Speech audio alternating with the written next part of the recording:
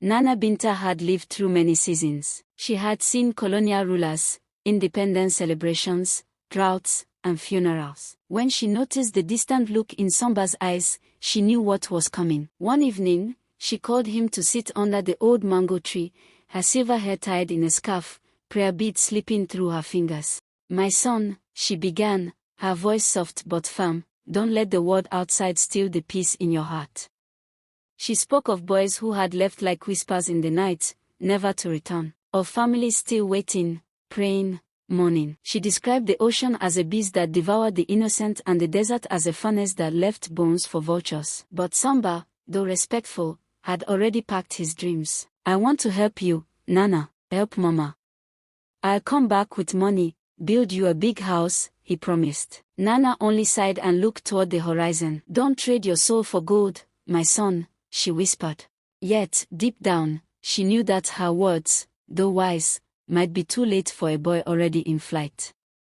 Samba sat in class, the chalk squeaking on the blackboard, the teacher's voice distant and tired.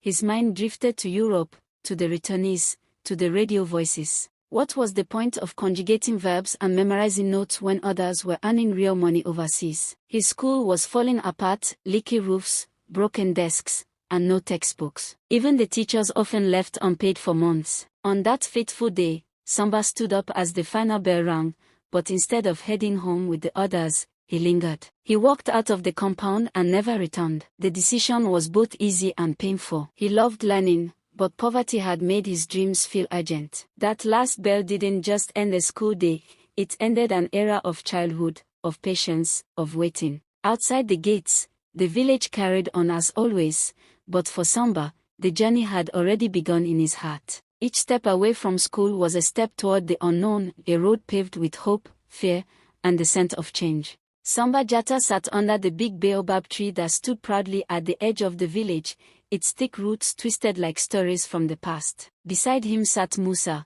his closest friend since childhood. The air was heavy with silence, pierced only by the chirps of birds and the distant sound of women pounding millet. Samba spoke of his decision to leave for Europe, his eyes bright with determination and dreams. He described the journey as a rite of passage, the only way to escape the limitations of their village life. Musa, always the thoughtful one, listened carefully. Then, with a soft but firm voice, he said he'd stay and continue his studies. He believed education was the key to changing their country, not migration. Samba's excitement deflated slightly, replaced with frustration. How could Musa not see what he saw? They shook hands with the weight of goodbye, two boys at a crossroads. One chose to chase the uncertain promise of distant lands, the other, the steady grind of books and patience.